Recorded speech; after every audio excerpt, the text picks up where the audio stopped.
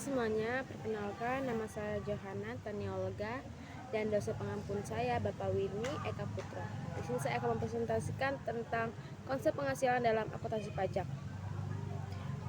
Presentasi yang pertama yaitu pengertian pajak penghasilan dalam akuntansi pajak. Pajak penghasilan PPH menurut Undang-Undang Nomor 17 Tahun 2000, Pasal 1 adalah pajak yang dikenakan terhadap subjek pajak atas penghasilan yang diterima atau yang diperolehnya dalam tahun pajak. Pajak penghasilan merupakan pajak langsung yang dipungut pemerintah pusat atau merupakan pajak negara. Sebagai pajak langsung, maka pajak penghasilan tersebut menjadi tanggung jawab pajak yang bersangkutan. Di dalam artinya bahwa pajak penghasilan tidak boleh dilimpahkan kepada pihak lain atau yang dimasukkan dalam kalkulasi harga jual maupun sebagai biaya produksi. Yang kedua adalah bagaimana konsep penghasilan dalam akuntansi pajak. Konsep penghasilan untuk tujuan pajak dapat berbeda dari konsep penghasilan menurut akuntansi komersial, karena pajak umumnya berkaitan dengan keadilan vertikal dan horizontal serta dapat dipakai sebagai suatu instrumen sebagai ekonomi dan sosial. Berdasarkan ketentuan pasal 4 ayat 1 pada Undang-Undang PPH, penghasilan didefinisikan sebagai setiap tambahan kemampuan ekonomis yang diterima atau diperoleh wajib pajak. Yang kedua, baik berasal dari Indonesia maupun dari luar Indonesia. Yang ketiga, dapat dipakai untuk konsumsi atau menambah kekayaan wajib pajak. Dan yang keempat adalah dengan nama atau dalam bentuk apapun. Dari unsur-unsur tersebut, definisi penghasilan dapat dikatakan sebagai penghasilan merupakan kenaikan daya beli yang dapat dipakai untuk konsumsi atau menambahkan kekayaan wajib pajak. Dan definisi penghasilan menurut konsep pajak tersebut mempunyai kesamaan dengan definisi menurut akuntansi, karena keduanya menitik beratkan maka penghasilan atau laba bersih sebagai suatu aluran atau aliran yang disebut dengan inflows. Lalu yang ketiga adalah bagaimana akuntansi pajak penghasilan dan laba akuntansi dengan laba fiskal.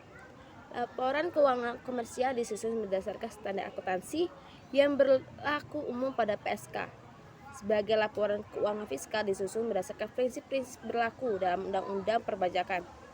Berdasarkan perbedaan prinsip-prinsip pengakuan dan pengukuran pada PSK dan Undang-Undang Pajak tersebut menimbulkan adanya beda atau diferensi menjadi dua jenis, yaitu beda temporer dan beda tetap. Ruang lingkup PSK 46 pajak penghasilan mencakup tentang beda temporer, namun tidak termasuk dalam benda permanen. Selanjutnya adalah bagaimana perbedaan antara temporer yang dapat dikurangkan. Ada dua, yaitu beda temporer karena kena pajak dan beda temporer yang dapat dikurangkan. Beda temporer yang kena pajak disebut dengan dua, kecuali dua timbul nih.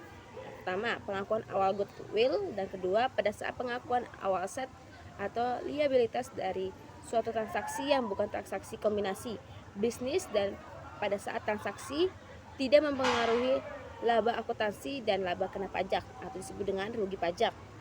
Yang kedua adalah beda temporer yang dapat dikurangkan.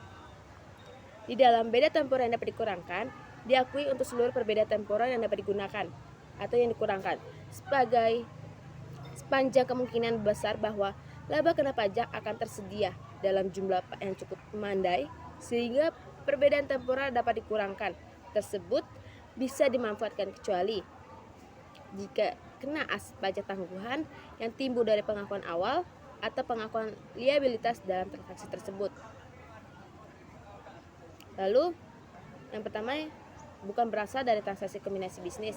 Kedua, pada saat transaksi tidak mempengaruhi baik laba akuntansi maupun laba kena pajak.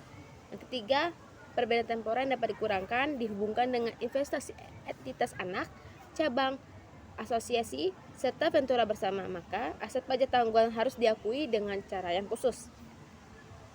Lalu ada pajak penghasilan untuk net operating loss dan ada untuk hal spesifik yang diatur dalam 46, yaitu ada dua, aset yang dicatat dengan nilai wajar dan kompensasi kerugian dan kredit pajak yang belum dapat dimanfaatkan.